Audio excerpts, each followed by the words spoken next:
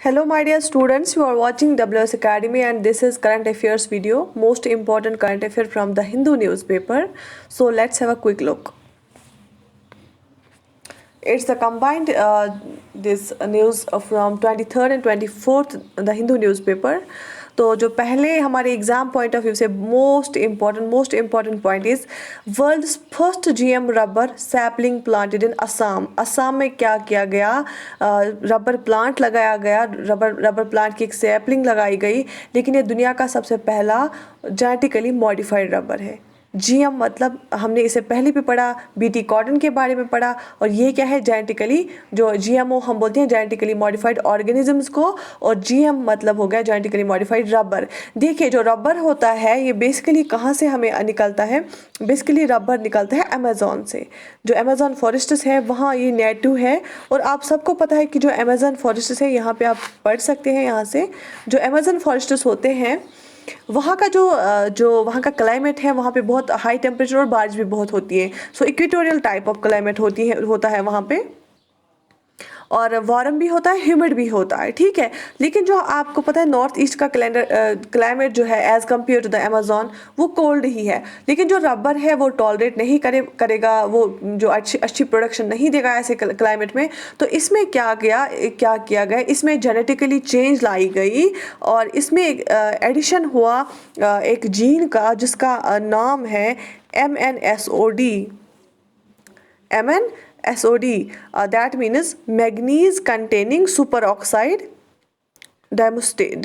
dismutase, ठीक है। यहाँ पे लिख के हैं, आप देख सकते हैं यहाँ पे MnSOD manganese containing superoxide dismutase, ठीक है। ये जीन इंसर्ट किया गया प्लांट में, आप शॉर्ट में रख लीजिए याद, MnSOD। ये प्लांट रबर प्लांट में इंसर्ट किया गया जेनेटिक इंजीनियरिंग से, और असम में लगाया गया, और बोला गया कि इससे क्या हो जाएगा, जो यहाँ पे कोल्ड क्लाइमेट उसको मिलता है उसको ये रेजिस्ट कर पाएगा, क्योंकि जेनेटिकली अगर हम चेंज लाते हैं किसी ऑर्गेनिज्म में वो हम तभी लाते हैं जब हम उसमें कोई जो वो अगर कोप नहीं कर पाता है, स्ट्रेस है उसको, एनवायरमेंटल स्ट्रेस, वो चीज़ दूर करने के लिए, सो दैट प्रोडक्शन इंक्रीज हो जाए, इसीलिए हम क्या करते हैं जेनेटिकली चेंज करते हैं ऑर्गेनिजम्स को। तो same is the case with, जैसे हमारे बहुत सारे जेनेटिकली मॉडिफाइड क्रॉप्स है, तो हमने जेनेटिकली मॉडिफाई किसको किया है, रबर प्लांट को, और कहाँ पे लगाया, असम में लगाया।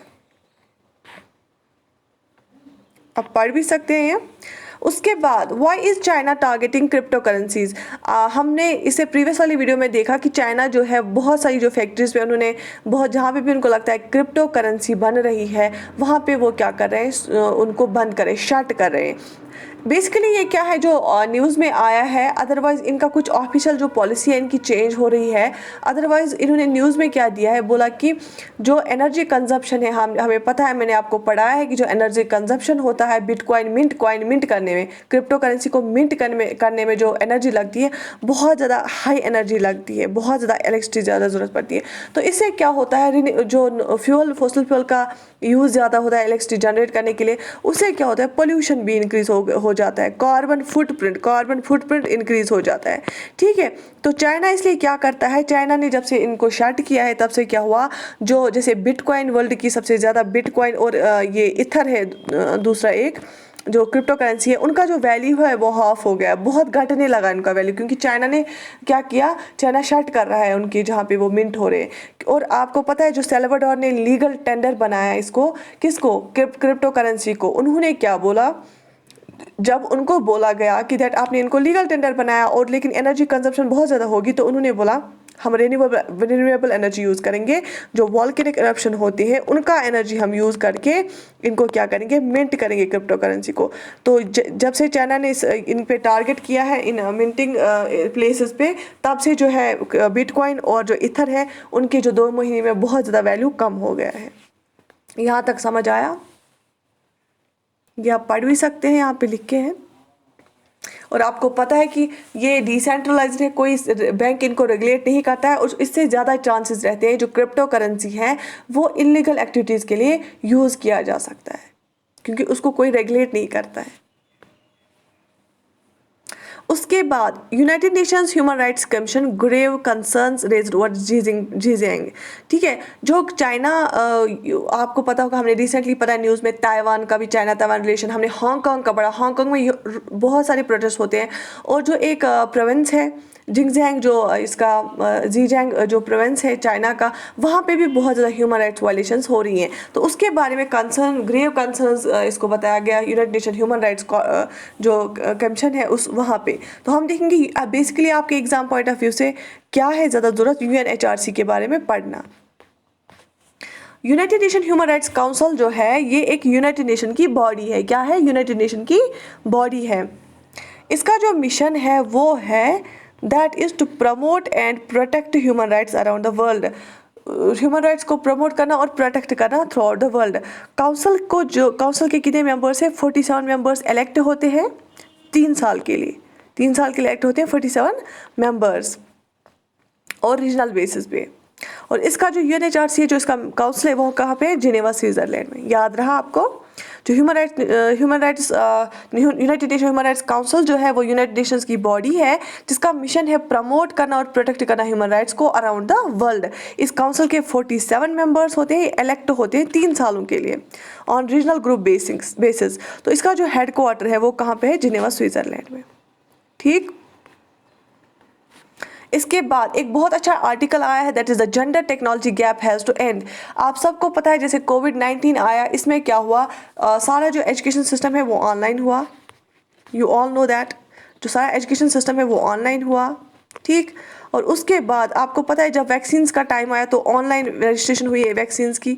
तो इसमें बताया जाता है कि अगर जो हमने पिछला वाला ट्रेंड देखा है कि अगर घर में फ़ोन है वो ज़्यादातर या फादर के पास होता है या सन के पास होता है, बेटे के पास होता है या बाप के पास होता है। तो मदर ज़्यादा जो डिजिटल लिटरेसी है औरतों में ज़्यादा नहीं है, या गर्ल्स के पास, जो हर एक गर्ल के पास अपना अपना मोबाइल फ़ोन नहीं है।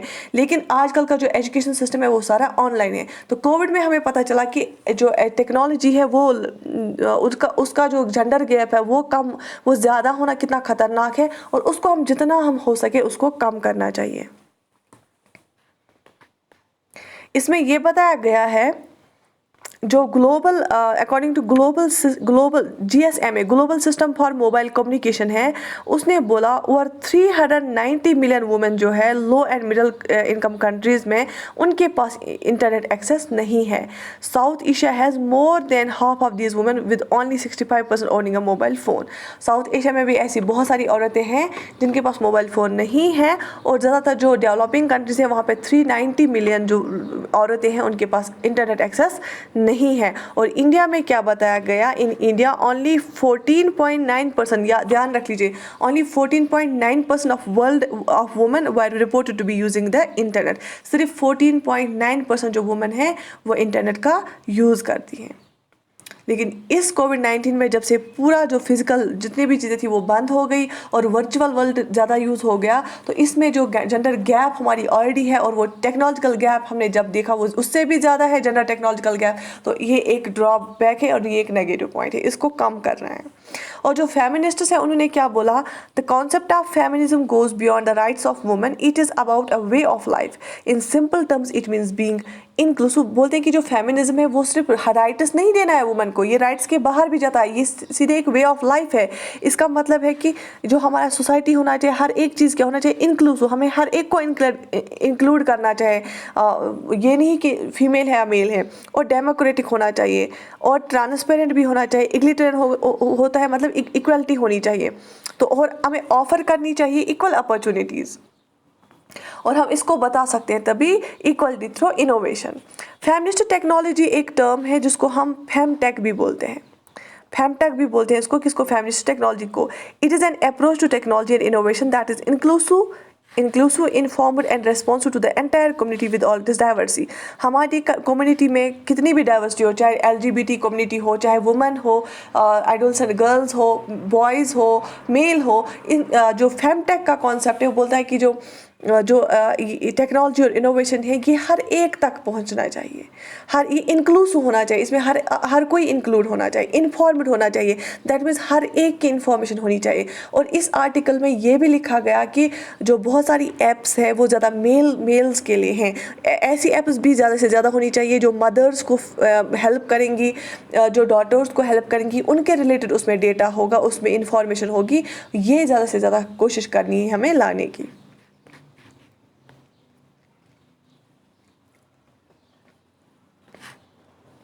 और कारनाम मल्लेश्वरी ये बनाई गई first VC of Delhi sports university. ये जो कारनाम मल्लेश्वरी है, she is the India's first woman Olympic medal winner. She is India's first woman Olympic medal winner. इसको वीसी ऑफ दिल्ली यूनिवर्सिटी बना दिया गया। ठीक है,